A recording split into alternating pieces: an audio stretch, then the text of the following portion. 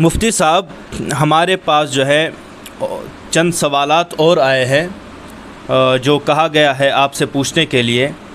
पहला सवाल तो उसमें से ये है कि आजकल जो लड़का और लड़की निकाह से पहले रिलेशनशिप रखते हैं, शरीयत में इसका क्या हुक्म है? इसके बारे में याद रखें कि शरीयत में कुरान पाक में अल्लाह तबारक व तआला ने फरमाया है, वला तक़रबुज़्ज़िना इन्नहु कान फ़ाहिशा, बदकारी के करीब मत जाओ।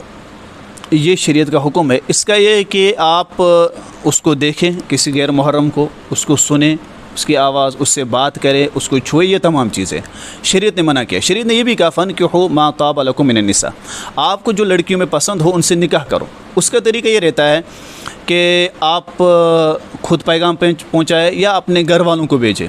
अब माशरे को भी देखा जाता है कि हमारे यहाँ माशरे में बड़े लोग जाते हैं, बड़ों को कहें और वो जाएंगे वहाँ निकाह का पैगाम पहुँचा देंगे, और जब निकाह होगा तो फिर वो आपकी पत्नी होती है और फिर आप उससे बात सब कुछ कर सकते हैं।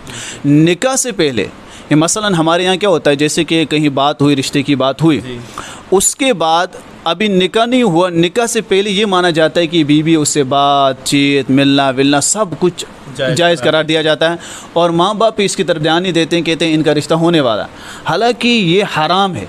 वो निकाह से पहले उसके लिए अजनबी वैसा ही है, अगरचे रिश्ते की बात हुई है, जैसा दूसरे मर्द उसके लिए है। ये बाज़ मरतबा ऐसा होता है कि रिश्ता जो है तय हुआ होता है और ये लोग जो है बात करना शुरू कर देते हैं और बाद में वही रिश्ता टूट भी जाता है। हाँ, ये बात तो है। देखो कि मोहब्बत जो होती है निकाह के बाद, मैं आपको इसमें एक बात बताता हूँ कि जब निकाह होता है तो निकाह के बाद मर्द के लिए कुरान ने अर्रिजाल क़व्वामून अलन निसा, ये औरत पर एक हाकिम बनता है, जिसकी वजह से इसकी अलग सी ठाठ रहती है और ये अलग से उसको हुक्म देता है, उससे बात करने का तरीका अलग रहता है। अब जब निकाह से पहले इसका मिजाज अलग रहता है, क्योंकि ये समझता है कि मेरे निकाह में नहीं है। निकाह के बाद पता है कि अब ये सब कुछ मेरे लिए हो गई है। निकाह से पहले बात करने का तरीका अलग रहता है, रहने का तरीका अलग रहता है। फिर जो ही उसमें इसका मिजाज बिगड़ जाता है, ऊँच नीच होती रहती है, ये सब कुछ उसके नखरे बर्दाश्त, इसके नखरे। जब निकाह होता है, अब निकाह के बाद मर्द का मिजाज जो ही बदला और औरत सोचती इससे पहले तो इसका मिजाज ये नहीं था, शायद बदला, इस वजह से तलाक़ें भी होती है। एक नुकसान तो ये होता है।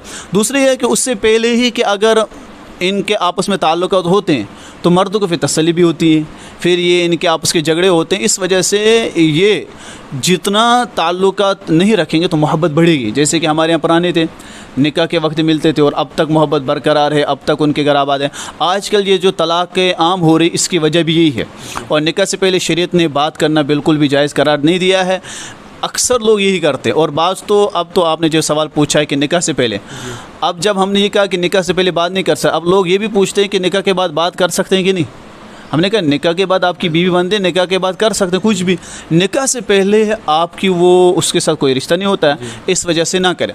अब लोग कहते हैं कि नहीं, रखना पड़ता है ताल्लुकात में ताकि क्या ना ये कहीं और ना जाए, कुछ और ना हो जाए। मैंने कहा कि आप पाक दामन औरत से निकाह कर रहे हैं, तो इस वजह से आप ये ना सोचें कि वो उस पर शक ना करे, ये ऐसा हो सकता है।